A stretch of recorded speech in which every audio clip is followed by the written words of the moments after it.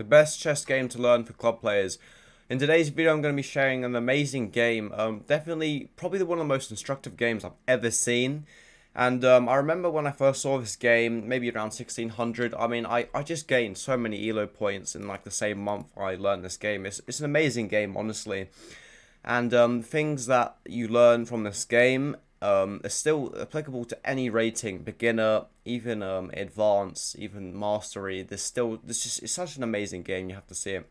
So anyway, white has the white pieces, and obviously, and it's Fillsbury with the white pieces, sorry, and Shigoran with the black pieces. So d4 starts, d5, c4, knight c6, knight f3 is played, bishop g4, cd5, bishop f3, takes, and it's a line of the Shigoran variation. Black is Shigoran, so he's playing his opening. And now knight c3 is played, e6 is played, and now e4. What may be an overextension of the center, and we'll see how black really punishes this. So anyway, black here goes bishop b4, pinning the knight as it's defending this pawn. After that, white goes f3. So f3 is maybe kind of a concession because it does allow on queen h4. It also weakens these kind of dark squares. And normally f3 or f6 is not a move you want to play, so already white has had to kind of weaken the structure a bit. And now black plays a really good move. Black plays f5, so really attacking the center, not letting white rest at all. After f5 is played, let's look at white's options here. So say like a move like queen d3 could be played to try kind of hold the glue. Then say after knight f6, say takes back, and say white wants to be greedy here, black could just castle, and as you can see, good bishops, this queen will have to move again. Black's already castled, and it's got a rook on this deadly file. I mean, this position's definitely better for black, and definitely way easier to play. You don't want to play it way too risky as white. Let's look at other options. If ef6 is played, ef6 and say bishop c4. Queen h4 would be played after g6, queen e7, and king f2. And after castles, rook's hitting this pawn. We're threatening queen f6 and bishop c5. And the king's also misplaced. And let's say if after queen e7, also if queen e2 was played, to try stop this, then we could just take here, and we're up a pawn, isolated pawn, very strong position. So anyway, let's go back to where we were after f5. So white decides to go e5 here, as all the other kind of options aren't very good. But e5 first of all leaves a hole here, and it also leaves this backwards pawn. It's just not very good. Anyway, black here continues knight e7. You can't go to f6, so I think it makes sense. Now a3 is played, bishop a5, and now bishop c4 is played. Trying to kind of just hit this pawn, try to get a bit of initiative of his own.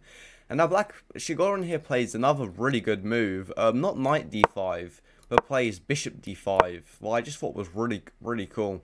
I mean, this bishop's, you probably want to get it a bit more active. Maybe this bishop maybe be a bit stronger. So just kind of exchanging a kind of a piece that's not so good for white's good piece. And also it also comes with tactical. There's also tactical things behind this move. So white here can actually just take this, because after knight d5 and say bishop d2, you can try pause the video and work out how white wins a pawn here. It's queen h4, and after g6 you take this. So anyway, that's that. So this cannot actually be taken. It can't be taken with a knight because it's pinned. Very nasty pin. So now after this, queen a5 was played. Sorry, queen a4. After queen a4, c6 is played. After c6, bishop d3. Because, again, you cannot actually take this, because after takes, knight d5, and say bishop d2, we have a b5, and we have queen h4 ideas, again, no matter where the queen goes, because it cannot defend this pawn. So lots of tactical sequences behind this bishop d5 move. Very nice move. Also, everything comes with tempi in this game. It's such an amazing game. So anyway, after queen a4, c6 was played, and now bishop d3. Let's go back a bit. C6, bishop d3, and now black here plays queen b6. And you can try work out the threat here, but every single move comes with it's such an amazing game because every single move makes black's position better, and every single move comes with tempi, comes with a threat. So I've never seen a game actually like this. After queen b6 is played, bishop c2 is played. White has to respond again. As you can see, this bishop's gone from c4 to d3 to c2. And staring behind this pawn, it's done absolutely nothing. Now let's look. If say like h3 is played here, then there's a bishop b3 just winning the queen. It's so nice. Honestly, the queen's got nowhere to go. So bishop c2 has to be played, and now a queen a6, and now a bishop d1. Now, I do want to say bishop d1 is maybe threatening this, so white here goes bishop c4. But let's look at something really quickly. After bishop d1, let's look at if b4 was played after queen a6. Also, there's also a nasty threat here of b5 to just win the queen. Say if h3 is played, then we can just go b5 and this just wins the queen. The queen's got nowhere. So every single move comes with tempi, and also we're stopping white from castling. So bishop d1 is played, but let's look at say if b4 was played. White would try and exchange some pieces, try force the queen to after the queen moves maybe take. Here white can go here black can go queen c4, and we hit this and we hit this and we hit it's to say this is taken, then we can like take here. This we hit this, we hit this, we hit this, absolutely crushing. Maybe even bishop c4 mate ideas coming. So again, once after queen a6, b4 cannot really be played because of queen c4. It's absolutely crushing. So bishop d1 was played, and after bishop d1, bishop c4 was played, stopping any bishop e2 ideas. Makes sense. And now f4 was played. Maybe trying to get this bishop open. And now black plays a very nice move, castle. So gets his king to safety, gets a rook in the center, and it comes with tempi. Bishop e3 was played, and after bishop e3, knight d5 was played. Hitting this, and improving the position of the knight. After bishop d2 was played, I mean, these pieces just getting absolutely thrown around.